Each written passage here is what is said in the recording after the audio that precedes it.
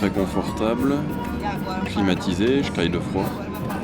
Et on fait des pauses dans des gares routières où on peut manger pour à peu près 2 € les 100 grammes de nourriture. Et on a même le wifi. Donc pour l'instant, les trajets de ville en ville s'annoncent plutôt agréables et sans trop de difficultés. Pour l'instant.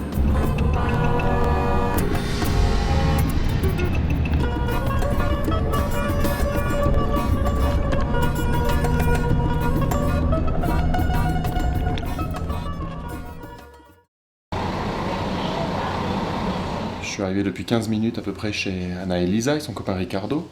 Le père de Ricardo fabrique de la cachaça, il est 17h20 et j'ai donc bu mon premier verre. C'est pas mauvais. Je suis dans une navette qui va me permettre de rejoindre Belo Horizonte, où je vais aller visiter Tia Cristina, qui est un lieu réputé pour son stock de cachaça. J'espère pouvoir y filmer un petit peu, obtenir quelques explications sur la fabrication et l'histoire de la cachaça. Et je vais y retrouver pas mal d'amis coach surfeurs et coach surfeuses pour passer une petite soirée qui s'annonce a priori plutôt sympathique.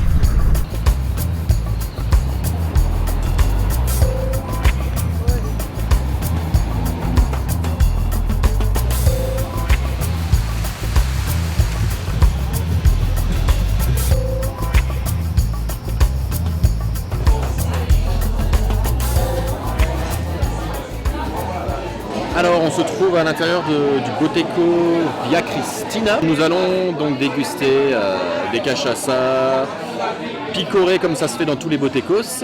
Et au fur et à mesure de la vidéo, je devrais être de plus en plus joyeux bien évidemment et de plus en plus rassasié. Dans les botecos, on prend des chigagosto. Ce sont des amuse-bouches qui servent à faire passer ou le goût de l'alcool ou tout simplement à patienter en attendant de manger. Et il y a de toutes sortes de choses, des légumes frits, de la viande, du pain, etc. Et on va en goûter quelques-uns. Alors il y a des petites tomates hachées avec de l'ail et des herbes. Il y a de la farofa, c'est une espèce de farine avec du beurre et de l'ail à nouveau.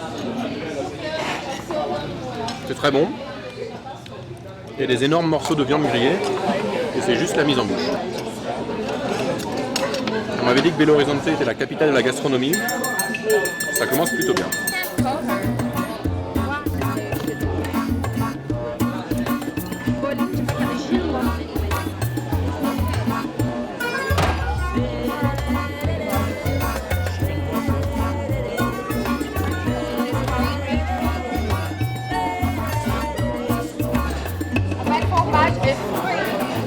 Coração de frango.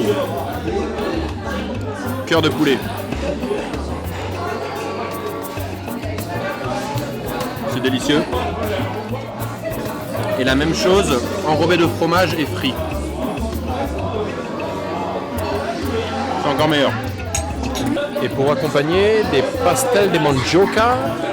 C'est des petits pains faits avec une racine, mandioca. C'est plutôt pas mauvais.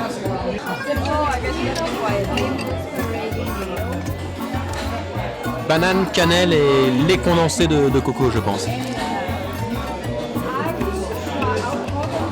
Je souris parce que j'avais pas reconnu le lait condensé de coco. Mais c'est très bon.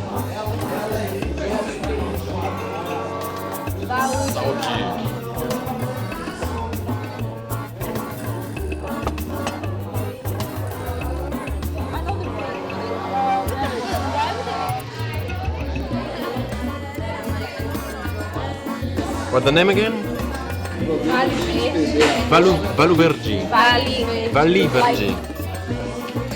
Je déguste donc une Valivergi, la vallée verte. Vira, vira, vira, vira, vira, vira. That's what I was telling. Vira, vira.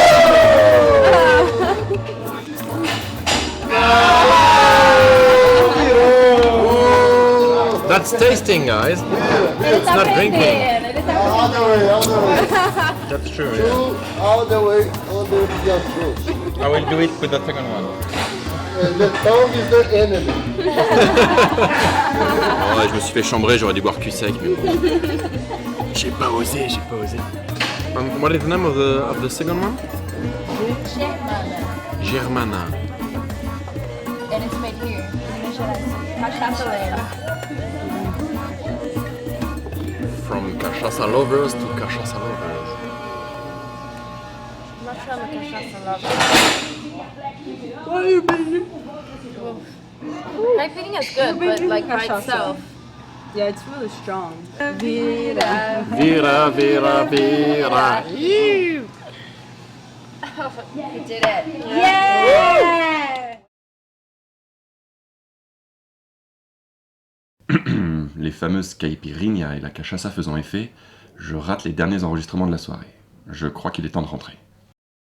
Je me trouve à Belo Horizonte, à côté du stade qui va accueillir bien évidemment la Coupe du Monde de football. Et j'ai rendez-vous avec plusieurs personnes du COPAC, qui est un comité populaire de soutien aux personnes lésées par la Coupe du Monde de football organisée en 2014. Et notamment tous les petits marchands ambulants qui vendaient soit de la nourriture, soit des boissons dans l'enceinte immédiate du stade, qui ont été priés de ranger leurs affaires et de disparaître avant que la FIFA ne mette en place la Coupe du Monde et les partenaires officiels. My name is Isabella.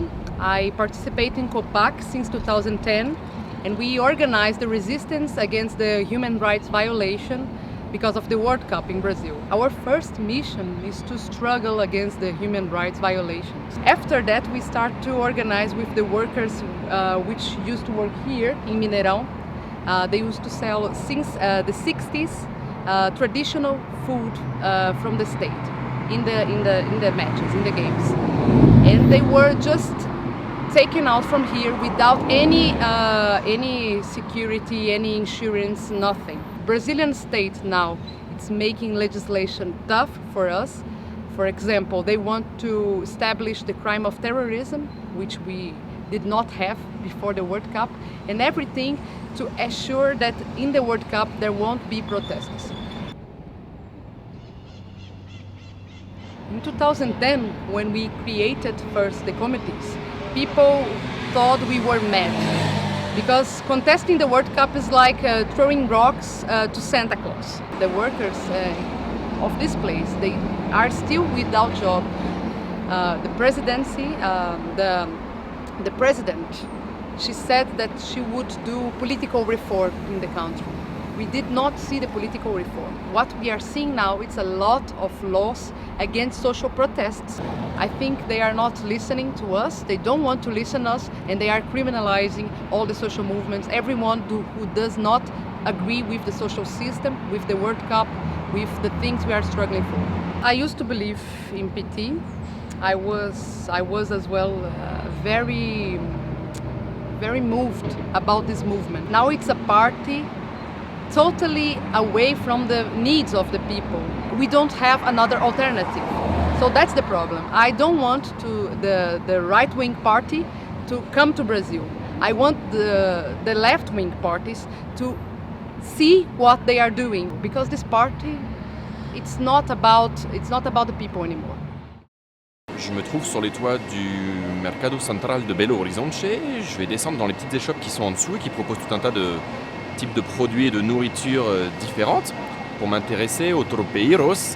Les tropeiros, ce sont un plat typique de Belo Horizonte et de l'état du Minas Gerais où je me trouve, controversé dans la limite où c'est un plat très populaire et très apprécié et que la FIFA l'interdit au bord des stades.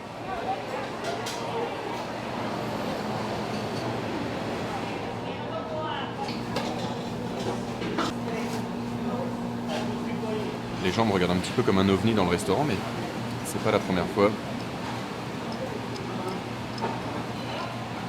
Et à vrai dire, au bout d'un moment, on s'habitue un petit peu. Je viens donc de commander le fameux tropeiro.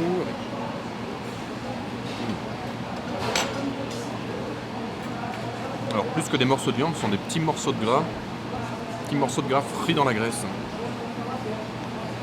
C'est pas assez salé à mon goût. Mais c'est très bon, ça rappelle un peu les gratons lyonnais. Pas du tout diététique, mais délicieux. Ce qui est aussi typiquement brésilien, c'est la petite carte sur laquelle on va noter toute vos consommations et que vous signerez ou que vous présenterez à la fin de votre repas ou de votre soirée dans un bar. Et on vous fera la note totale. Alors c'est assez pratique parce qu'on paye rien au fur et à mesure, donc on n'a pas besoin de sortir son porte-monnaie. Mais par contre, ça peut réserver quelques surprises si jamais vous offrez quelques canons à boire ou vous consommez énormément sans forcément faire le calcul au fur et à mesure. Malgré la discorde qui règne entre la FIFA et les vendeurs de tropeiros, je quitte Belo Horizonte émerveillé par la richesse gastronomique du Brésil que j'ai pu entreapercevoir ici. Je prends maintenant la route direction Brasilia, la capitale fédérale.